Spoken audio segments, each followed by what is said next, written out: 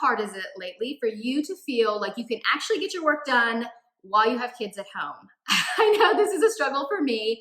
I have my kids at home while I'm working at home, and I wanted to give my kids more ownership over their time.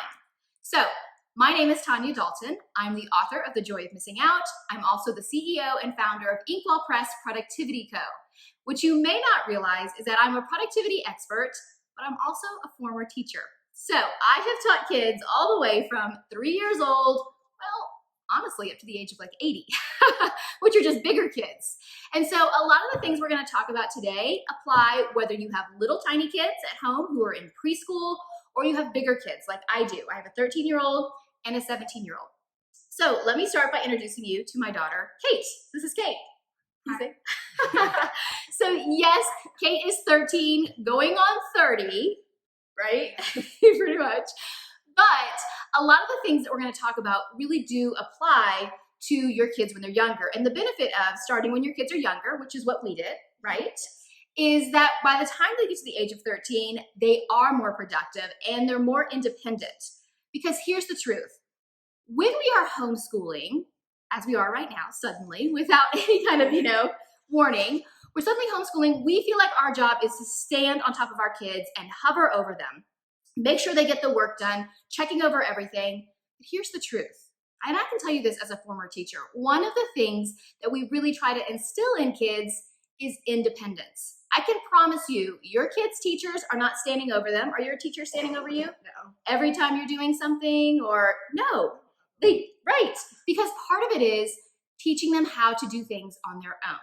So I want you to, first of all, if that's what you're doing, if you feel like you have to sit in the same room as your kids the whole time, or you have to hover over them to make sure they get their work done, I need you to let go of that, because it's not truly helping your kids. The thing that you can do right now that's going to be the biggest benefit to your children is setting them up to be productive and independent.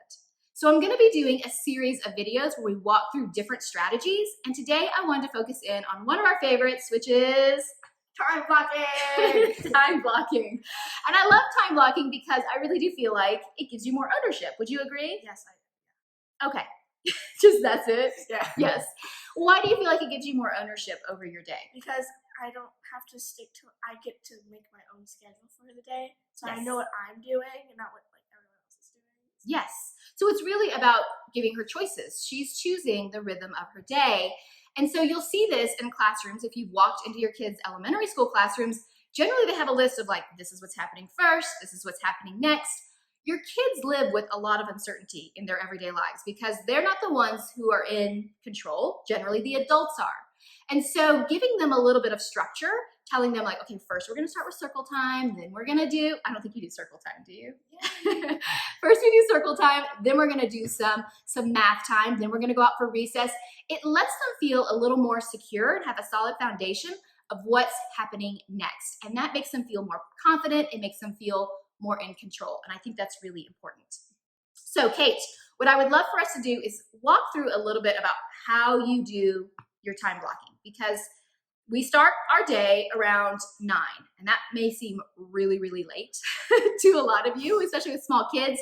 But 9 o'clock is when Kate's teachers and Jack's teachers are supposed to put the curriculum into the virtual school. And I like to give the teachers a little bit of grace, right? We say a lot of times in our house, you have to give grace if you'd like to receive grace. That's right. So teachers are human too. They can be running a little bit late. So I tell my kids, you're supposed to check in at 9. No, not 9. What time? They do at 9. I say check in at 9:30.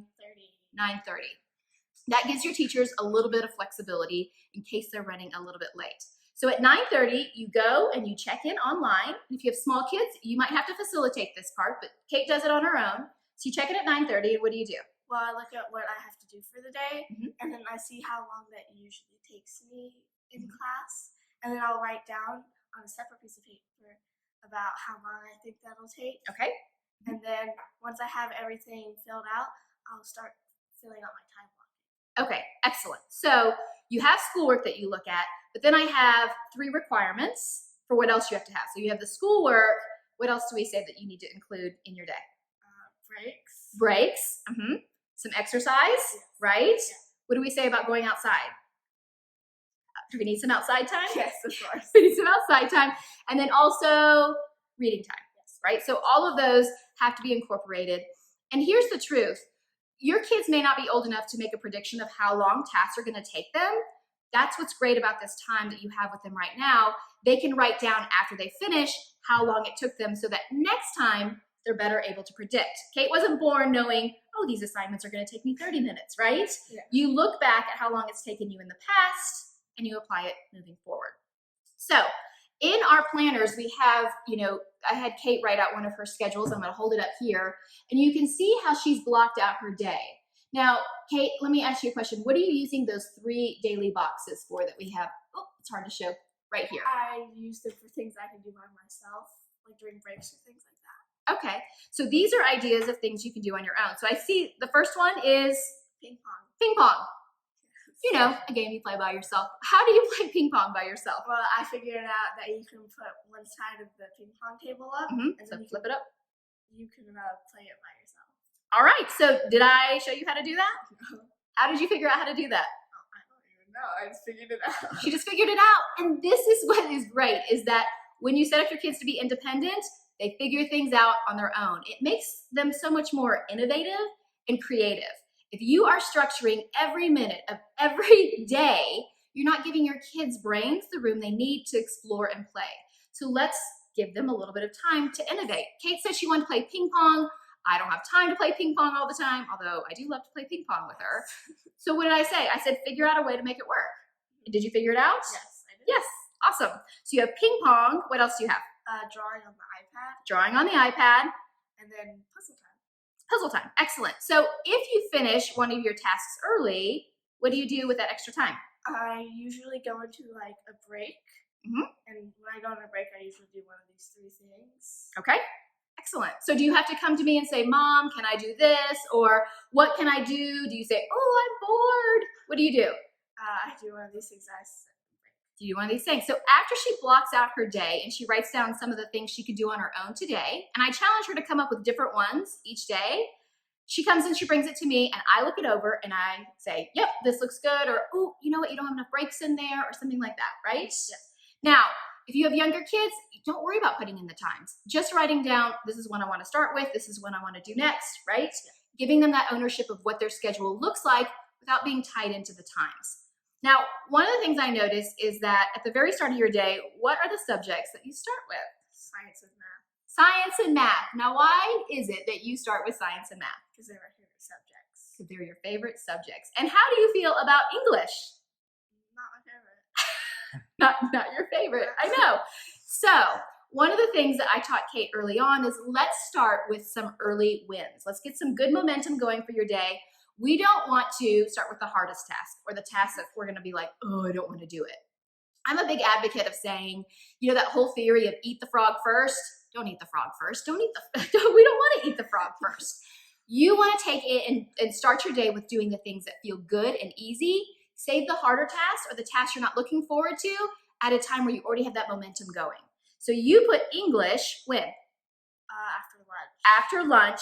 And then what did you schedule right after English? So your least favorite subject, you did English, then you did what? Volleyball. Why'd you do volleyball next? It's one of my favorite things to do.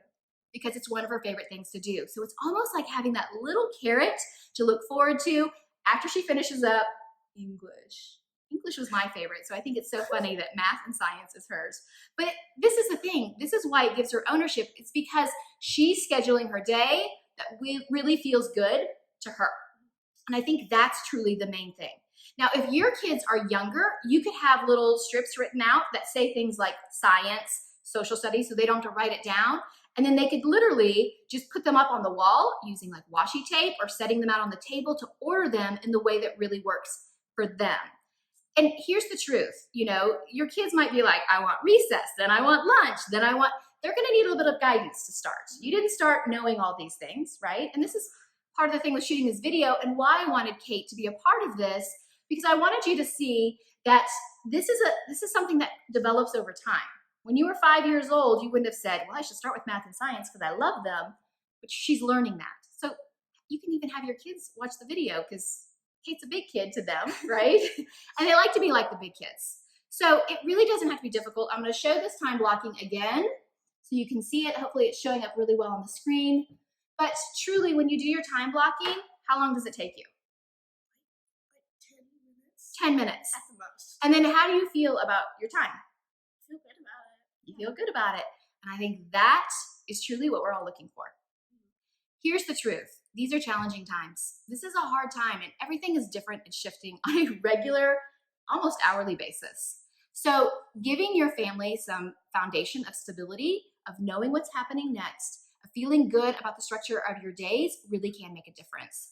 In my book, The Joy of Missing Out, I talk about this a lot. The book is designed to help you be more productive, but we talk a lot about bringing in your team at home and at work. And I really feel like right now, this is the perfect time to bring in your team at home, give them the tools they need. I mean, in the book, we talk about how you do your own laundry, right? Yeah. And I walk through how you make that happen. All of these things that are happening right now are going to set us up with this nice, solid foundation moving forward for independent kids who feel more in control and understand that they have choices in their destiny. So again, this is a great time to pick up The Joy of Missing Out. If you haven't read it, I've had people say, we're all missing out right now. Let's find a little joy. It's kind of like the book was written for right now. So I'll be posting more videos soon on things like how to get your kids to plan out their projects and have ownership over them, talking about what can you do if your kids do get up early. Let's say your kids like to get up at 6 in the morning and you need to get some work done. We'll have lots of videos on topics like that coming your way very soon. All right, until next time, have a beautiful and productive week.